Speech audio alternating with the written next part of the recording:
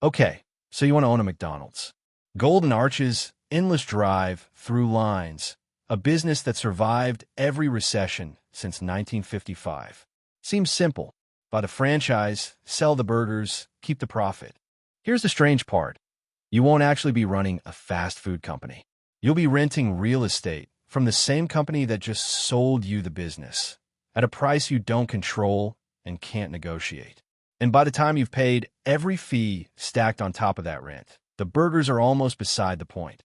If you don't understand this structure before you sign, you could spend $2 million buying yourself a job that pays less than the manager you hire to run it. Here's what the McDonald's website tells you. The franchise fee is $45,000. That number gets repeated everywhere. In articles, in forums, in every How to Own a McDonald's video on this platform. And it's true. It's also almost meaningless. Because $45,000 gets you the license. It doesn't get you the restaurant. To actually open, McDonald's requires liquid, unborrowed capital of at least $500,000 before they'll even consider your application. Total investment for a single location runs anywhere from $1.3 million to $2.3 million, depending on the real estate, the equipment, and whether you're building new or taking over an existing store. So the $45,000 figure isn't the price of the business. It's the price of admission to spend a couple $1,000,000 finding out what the business actually costs. And this is where it gets interesting, because that $500,000 in liquid capital isn't even the part that should worry you. The part that should worry you is what happens every single month after you open. That's what the rest of this video is actually about. Why does McDonald's require so much capital just to apply? Because the franchise fee was never the product they're selling. The real estate is. Ray Kroc, the man who built McDonald's into a global chain, said it plainly decades ago. He wasn't in the hamburger business. He was in the real estate business. And that sentence isn't a soundbite. It's the entire architecture of how the company makes money. Here's the mechanism. McDonald's Corporation buys or leases the land your restaurant sits on. Then it leases that same land back to you, the franchisee, and markup. You pay a base rent plus what's called percentage rent, typically around 8.5% of your monthly gross sales on top of the base. Then, separately, you pay a royalty of 4% of gross sales for the right to use the brand, the systems, and the training. Add it together, and roughly 12 to 13% of every dollar that crosses your counter leaves the building before you've paid for a single burger patty, a single employee shift, or a single dollar of electricity. That's not profit-based. That's revenue-based. McDonald's gets paid whether you're profitable or not. We're not talking about a franchise fee anymore. We're talking about a landlord who also happens to own the brand you're renting, the systems you're required to use, and the supplier list you're required to buy from. The building isn't really a restaurant. It's a rent collection point wearing a Happy Meal box. So what's actually left over for you? The person who put up $2 million and signed a 20-year lease? The average McDonald's location generates around $2.9 million in annual sales. Sounds enormous. But let's do the math on what that actually means once every layer gets peeled back. Take that 12 to 13% off the top for rent and royalties. That's roughly $370,000 gone before you've touched food or labor. Then food and paper costs, typically 30 to 33% of sales, another $900,000 or so.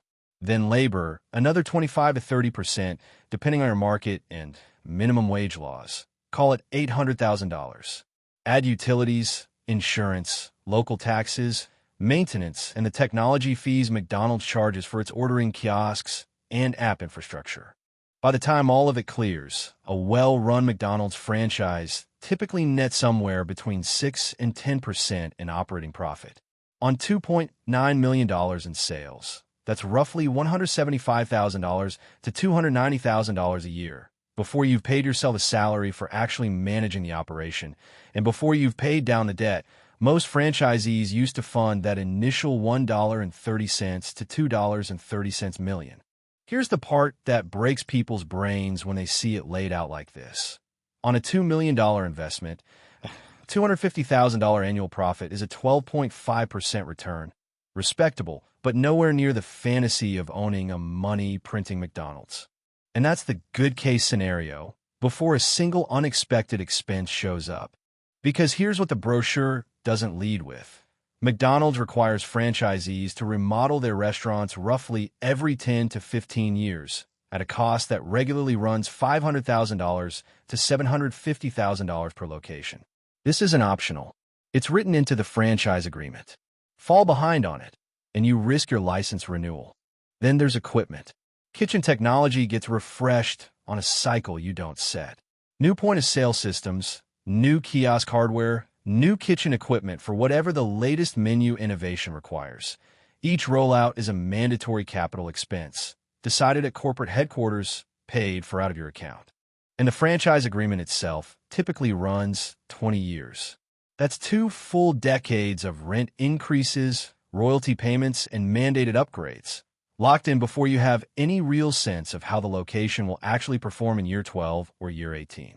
So the real financial picture isn't $1.30 to $2.30 million to open, then pure profit.